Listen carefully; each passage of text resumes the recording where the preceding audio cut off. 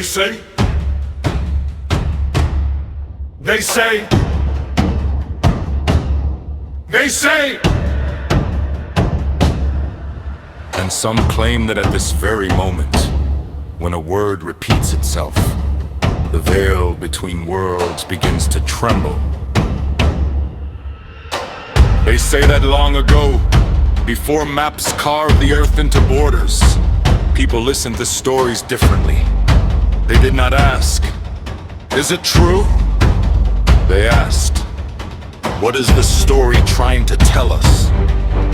That is how it is with Credo Mutwa, a shaman, a sangoma, a keeper of ancient memory. He saw things that had no names.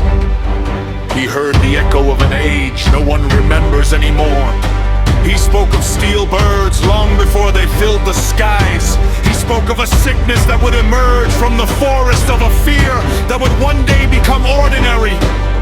But almost no one listened, for prophecy is like a shadow.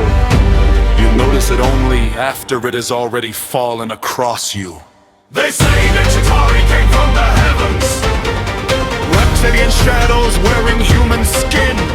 they changed their fear, They sow chaos with whispers, they feed on fear. because fear stills the heart. But Mutwa spoke more quietly. They are not merely reptiles, they are a mirror.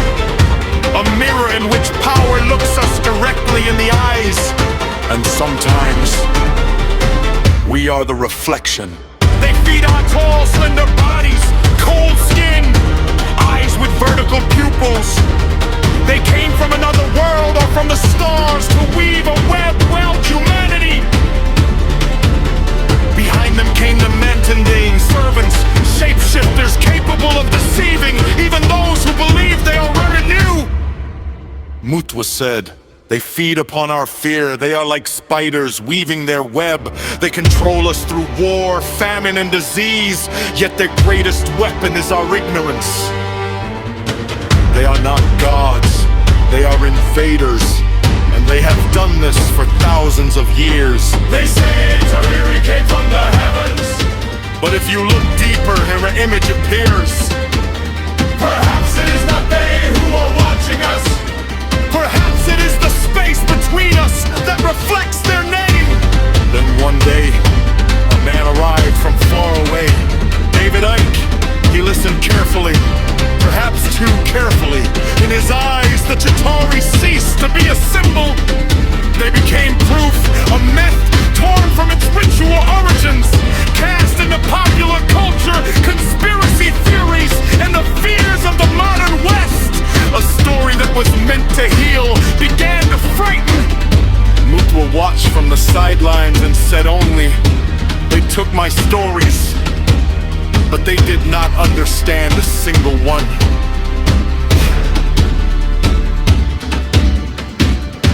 The Nagas of India, Apophis of Egypt, the Serpent of Eden, the Namo of the Dogon, the Dragons of China. The archetype is older in every theory.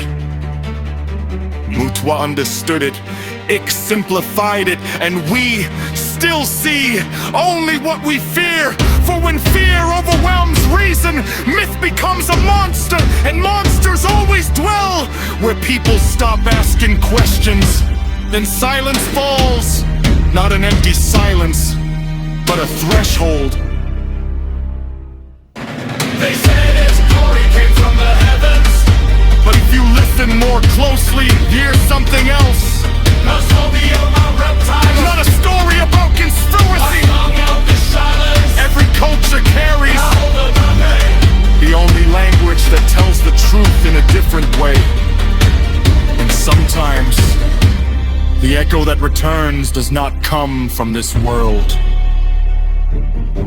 They say,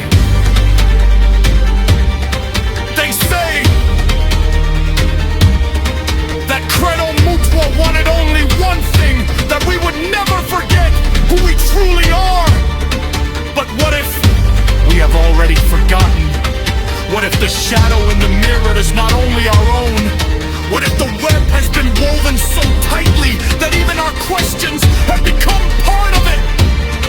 They say that sometimes You must look into the eyes of the Chitauri to recognize your own shadow, and afterward, listen to the silence.